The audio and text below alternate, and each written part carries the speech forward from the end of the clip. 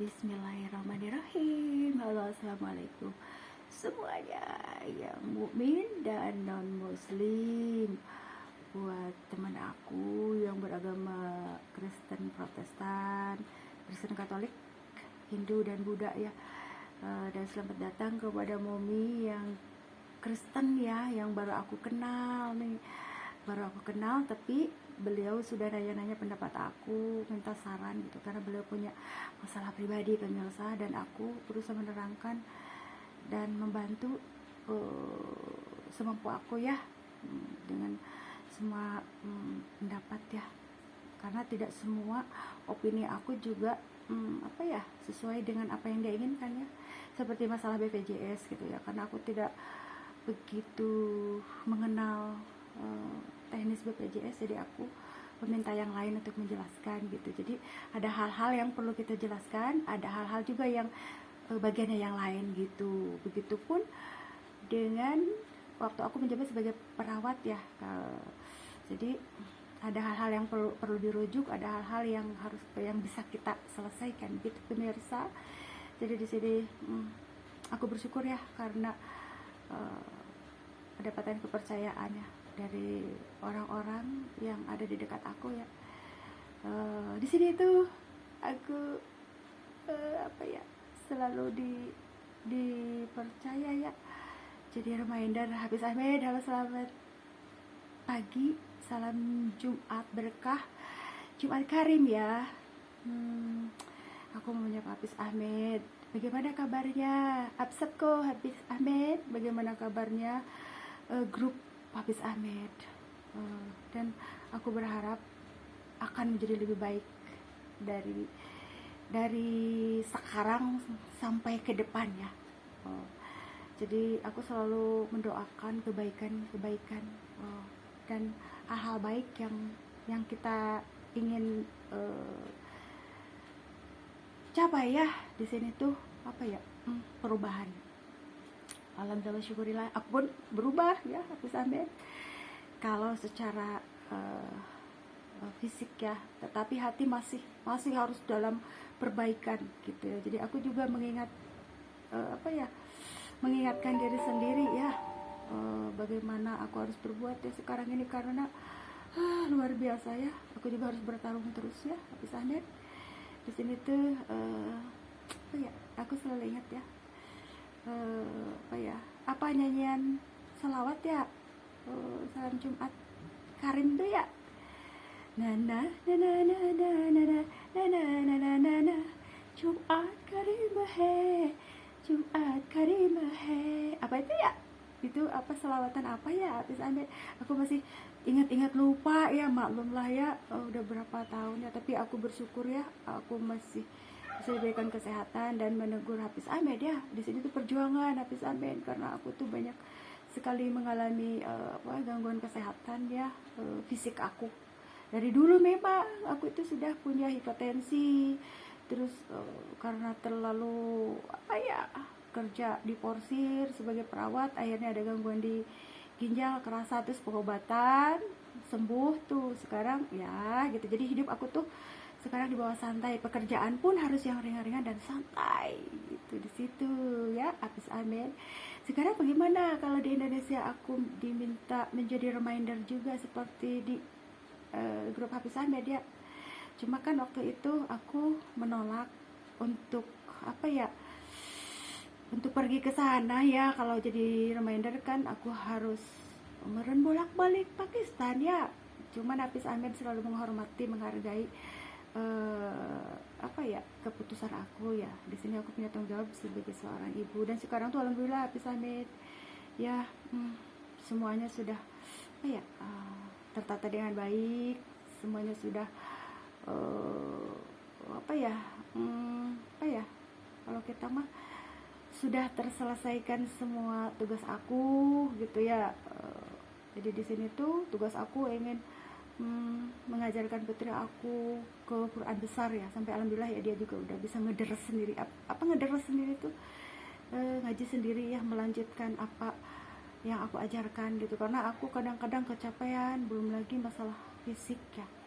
Jadi dia dengan sendirinya bisa mengaji melancarkan gitu loh Hafiz Ahmed. Di sini aku masih berstandby kreativitas baju ya. Terus aku juga ingin menghabiskan sisa luang waktu aku untuk hal yang bermanfaat ya. Terus gimana Hafiz Ahmed kalau aku diminta untuk menjadi nasihat ya seperti Hafiz Ahmed, selagi itu bisa dan mampu aku kerjakan, aku handle, pasti aku akan menerima dengan lapang dada ya. Tapi di sini tuh aku ini tidak gegabah, orangnya tidak gegabah. Terus kalaupun aku mengambil keputusan atau langkah, jadi aku tuh selalu harus memerlukan penjelasan gitu. Jadi kalau orang mah harus datang orangnya, terus ada perjanjian di atas materai gitu ya. Jadi yang jelas, makanya kalau ada kerjasama yang dari YouTube ya gitu ya, kamu nggak di YouTube terus apa aturannya apa, terus di sini tuh konsekuensinya apa. Jadi aku tuh tidak sembarangan menerima uang ya, karena aku itu mengajarkan kamu harus benar-benar selektif ketika menerima uang gitu, jangan sembarangan gitu ya di situ. Jadi di situ hal yang membuat aku itu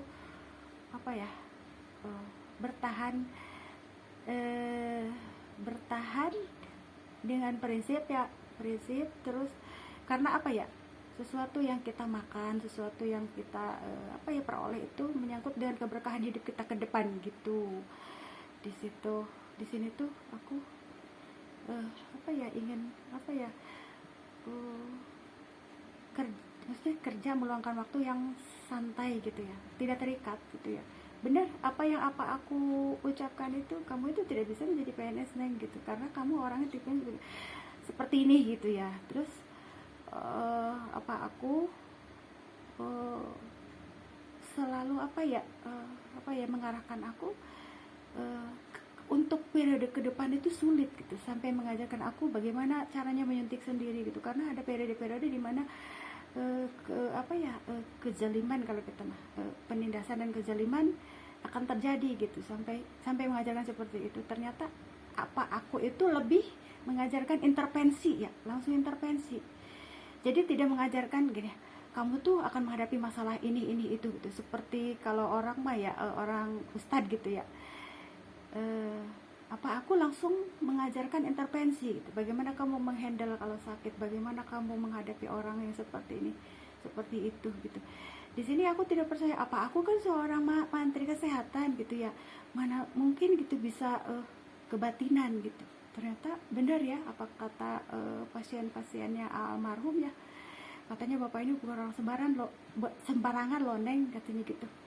Masa iya sih gitu kan. Aku bagian suntik KB ya, jadi aku paling seneng memegang suntik KB. Aku tuh begitu. Jadi apa yang kamu seneng Neng? Aku senangnya nyuntik, kata aku. Aku senang nyuntik. Coba zaman dulu tuh begini sebenarnya. Kalau dari daerah itu semuanya harus serba bisa ya, dari mulai pengobatan oral ya sampai ke suntik ya. Di sini tuh yang sediakan itu suntik biasa ya. Terus infus ada gitu, karena darurat ya. Jadi di daerah terpencil tuh serba bisa gitu. Nah di sini yang aku senang itu ya, aku pegang ini ya, pegang kebidanan ya. Sebenarnya aku bukan bidan kan, tapi dipercaya ya di situ. Di situ faktor kepercayaan dari pasien ya. Di sini pun apapun tidak pernah kalau kita mau memaksakan kehendak ya gitu. Kamu mau itu ya udah, kamu senangnya itu gitu. Jadi aku tuh tipe anak yang tidak mau terikat, bebas terbatas gitu. Jadi intinya di sini tuh aku akan menyampaikannya. Kalau zaman dahulu itu kan masih ada ya, apalagi menteri-menteri zaman dulu, tapi kan sekarang udah dirubah ya. Jadi kita juga melaksanakan aturan-aturan sekarang, bahwa kayak pengobatan secara infus gitu ada di tempat yang dikhususkan gitu. Jadi perlunya rujukan ke rumah sakit gitu. Jadi kalau zaman dulu mah semuanya harus serba bisa gitu, dan aku hanya mau aku suka gitu, meminta ke apa aku yang suka ya pak gitu. Aku tipe orang yang deket dengan almarhum ya, karena aku anak perempuan satu-satunya. Jadi apa aku, ya udah deh Neng, kamu lakuin apa yang kamu mau gitu, tapi kamu tanggung jawab gitu, dan apa yang kamu kerjakan gitu. Jadinya begini, ketika aku diterima di Pertamina, itu masih BUMN ya, Pertamina, rumah sakit Pertamedika kalau sekarang ya, tapi bagian kliniknya gitu. Jadi aku tuh tanya jawab sama Allah, ya Allah aku pengen ke Pertamina ya, tapi yang ada libur Sabtu Minggu. Benar ya, didengar sama Allah tuh yang Sabtu Minggu ya libur. Coba bisa nggak kita bernego sama Allah, aku pengen libur ya Allah gitu, yang maksudnya pengen ada liburnya gitu Sabtu Minggu.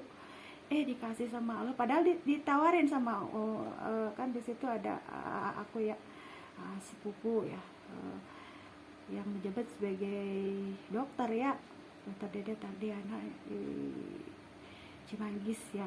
Jadi tawarkan juga, kamu mau nggak kerja di rumah sakit? Tidak mau, aku mau ke klinik aja gitu, yang ngambilnya yang di klinik. Terus di situ kan saingannya ada banyak ya, dari UHAMK, dari bawaan, dari sebenarnya bukan nepotisme ya, tapi itu qadarullah, jalan hidup, dan kembali lagi ke garis tangan gitu, jangan salah ya. Jadi saingan aku itu yang keluaran UHAMK, yang keluaran dari fakultas lain gitu, tapi berbalik lagi ke garis tangan kita. Jadi di situ tuh aku diterima ya, meskipun ada kekurangan waktu itu. Neng, gimana caranya EKG? Aku bilang ya, aku belum sempet baca-baca ya. Jadi di situ oke, nanti dipelajari lebih lanjut dan sambil berjalan gitu. Ternyata segala sesuatu itu kita bisa peroleh dengan dengan berjalannya waktu ya. Di situ aku berjalan, dan aku tuh orang yang rewel nanya-nanya, Bu, misalkan ini gimana, itu gimana gitu ya. Maklum lah aku dari daerah gitu. Jadi aku tuh selalu mengutamakan halus banyak rewel bertanya lah intinya begitu. Jadi di situ ya udahlah, okelah, aku sudah masuk ke klinik ya, klinik Pertamedika ya waktu itu. Tapi di situ aneh lagi ya, aku punya pikiran hanya cukup 2 tahun. Coba Anda bayangkan apa yang ada dalam pikiran aku. Aku itu hanya begini, kalau aku tuh punya pemikiran cukup 2 tahun aku kerja di Pertamedika ya. Padahal ketika aku memutuskan keluar dari Pertamedika, aku diangkat menjadi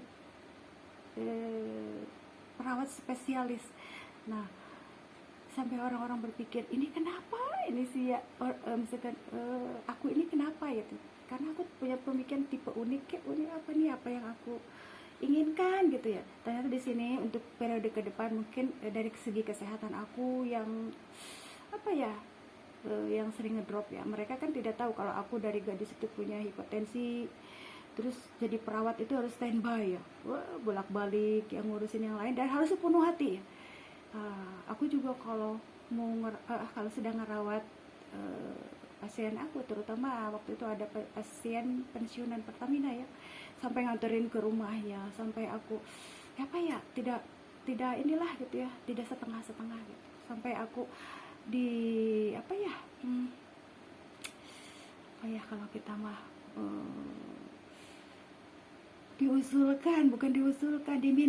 diminta menjadi menantu.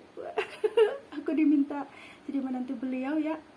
Nah, yang kerjanya anaknya itu di PKK laut ya. Mudah-mudahan mereka dalam keadaan sehat selalu ya. Tapi itulah perjalanan hidup aku tuh karena aku tuh orangnya kalau menjalankan tugas tidak setengah-setengah, tetapi harus benar-benar sepenuh hati. Makanya sekarang ketika aku ditunjuk sebagai korlas, mau nggak nih sebagai korlas, aku nggak bisa gitu. Aku nggak, karena aku jenisnya tidak mau terikat waktu ya, apalagi aku mau pakai seragam gitu ya. Jadi aku memilih yang apa ya, yang santai gitu. Kadang di sini secara tidak langsung aku menjaga keamanan kayak di sekolahan ya. 1 jam sebelum bel pulang aku sudah di sekolah gitu. Jadi di situ tuh aku menjaga keamanan kayak gini. Anak-anak yang apa namanya, telat pulang kadang suka aku anterin waktu anak aku masih di SD ya. Karena suka ada yang telat mamanya gitu. Begitu bel keluar kok nggak dijemput-jemput telat, ya udah bareng gitu ya. Waktu itu tenaga aku masih kuat, sekarang masih udah berkurang lah ya tenaganya, udah harus benar-benar banyak istirahat ya. Jadi di situ, jadi aku tipe orang yang tidak mau terikat waktu, tidak mau apa ya, akhir zaman ini ya, karena dilihat dari perkembangan kesehatan aku gitu ya, tapi masih bisa melakukan sesuatu gitu, hal-hal yang bermanfaat bagi lingkungan dan diri sendiri ya gitu. Apa ya, terus apa ya, sekarang itu yang ada sertifikat dari Pertamedika itu aku pampang gitu ya, sebagai apa ya, kenang-kenangan dan bahan cerita ke anak cucu ya, bahwa mama juga pernah gitu, tapi di sini mama itu lebih mementingkan kalian gitu. Dan profesi mama itu nomor 2 gitu. Nomor 2 kalau profesi dulu kan apa ya, kalau dulu mah kan profesi benar-benar ya, karena kita berhubungan dengan kepemerintahan ya, kalau kerja di instansi itu. Kalau sekarang profesi mama ya profesi ya, ibu rumah tangga itu profesi, bukan profesi yang berhubungan dengan apa ya, pahala lah ya, pahala dunia akhirat sebagai seorang ibu ya, terutama seorang ibu lah ya. Jadi di sini tuh apa ya, jadi aku mengorbankan profesi aku sebagai perawat untuk menjadi ibu rumah tangga gitu. Tapi di sini apa ya, jiwa aku sebagai perawat itu selalu apa ya, selalu keluar dengan sendirinya. Terus apalagi apa ya, naluri aku yang selalu ingin melindungi gitu, melindungi dari apa ya, kalau dibilang mah, kalau melindungi dari keadaan zaman sekarang ya, di sini benar juga apa yang dikatakan kenapa aku ingin memasukkan aku ke secapa ya, ternyata jiwa ngelindungi aku seperti laki-laki ya. Jadi aku ada jiwa ngelindungi, kalau misalkan anak-anak pada telat, anak-anak pada berantem, jadi ikut melerai. Jadi jangan pada berantem gitu, terus jangan pada pacaran, merokok. Aku pasti tidak diam kalau ada anak-anak yang kalian kok pada merokok, jangan pada merokok ya gitu. Kadang-kadang dengan perkataan aku ada yang nurut juga. Terus waktu bahkan di Bandung kemarin tuh ya, ada sempet yang pada apa ya lah gitu lah, intinya aku ngasih masukan, alhamdulillah gitu. Jadi intinya apa ya, dimanapun aku singgah, kemanapun aku menginjakkan kaki, kalau melihat sesuatu yang tidak apa ya, pasti aku kasih saran gitu. Dan alhamdulillah ya, apa ya, nasihat dan suara hati ya didengar. Selama kita niat baik kan, apa ya, segala sesuatu itu berawal dari niat ya. Jadi kalau kita dengan kasih sayang terus menyampaikannya dengan baik, insya Allah akan didengar gitu. Di sini pun sama ya, alhamdulillah. Begitu bubar sekolah langsung pada salim ya ke aku tuh, mau muslim yang non muslim ya langsung salim. Sekarang ini aku benar-benar prihatin, mudah-mudahan temen aku yang non muslim yang baru aku kenal, yang Kristen Katolik deh kalau nggak salah, Umi gimana, aku punya masa kata aku teh kalau seputar nanti apa ya, untuk anaknya masuk ke SMA ya, nanti insya Allah dengan apa ya, apa yang aku sarankan gitu ya.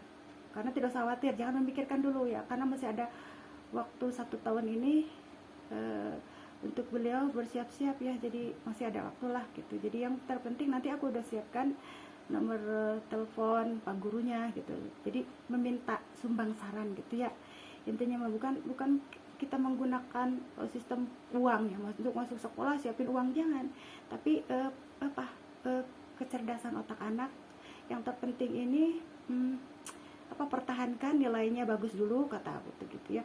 Terus apa ya, terus si Mumi nanti akan aku berikan nomor telepon pak guru apa ibu gurunya, terus sebagai bahan informasi gitu ya, apa yang harus dilakukan nih, misalkan jalur, kan banyak jalur ya, kalau jalur prestasi tidak bisa, jalur zonasi juga tidak bisa, ada jalur afirmasi gitu. Karena yang udah terjadi, alhamdulillah udah berhasil ya.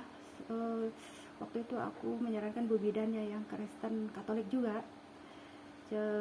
Waktu itu Bu Bidan kebingungan karena jaraknya jauh juga, terus waktu itu berhasil dengan jalur afirmasi gitu. Jadi jangan menggunakan kayak uang ya, selagi bisa anak itu punya kemampuan, kecerdasan, maka gunakanlah itu. Kalau zonasi kan udah jelas ya, kalau yang dekat ya atau masih terima, kalau yang jauh ya nanti dulu gitu, janganlah. Kalau itu mas, sekarang mah kita yang apa ya, yang realita aja. Terus yang diusahakan ya gitulah, intinya segala sesuatu tuh di apa ya, dilaksanakan secara sehat lah ya, sehat dalam apa ya, dalam mengusahakan sesuatu lah gitulah ya, kalau aku bilang seperti itulah. Jadi sudah aku tenangkan ya, bagaimana beliau itu harus berbuat terhadap anaknya, karena apa ya, beliau itu kelihatannya akan apa ya, kalau dibilang mengambil keputusan single ya, jadi kebingungan ya. Jadi aku arahkan ke situ. Jadi buat yang penting si adenya itu cerdas dulu, pinter, mesti gini loh. Jadi mempertahankan nilai-nilai rapotnya gitu. Otomatis dengan sendirinya siapa tahu kan ada jalur prestasi gitu. Jadi jangan terlalu bingung. Nanti yang penting kita itu berbuat baik dan berbuat apa ya, beramal baik gitu. Karena begitu ujian berat yang dihadapi, sampai dia juga, aku sampai tidak ini Mi, katanya tidak memegang keyakinan lagi gitu, sampai berat ujian yang dihadapi. Kata aku, tidak boleh seperti itu. Negara kita adalah negara yang beragama, memilih salah satu agama itu keharusan di negara kita. Jadi jangan sampai tidak beragama, karena Indonesia ini memiliki agama ya, agama-agama yang ada di Indonesia itu kan sudah ada dalam itunya ya, sudah ada dalam Bhinneka Tunggal Ika ya gitu. Jadi jangan sampai si Momi tidak beragama gitu, karena beliau ini lagi frustasi. Kalau dibilang frustasi, aku sampai tidak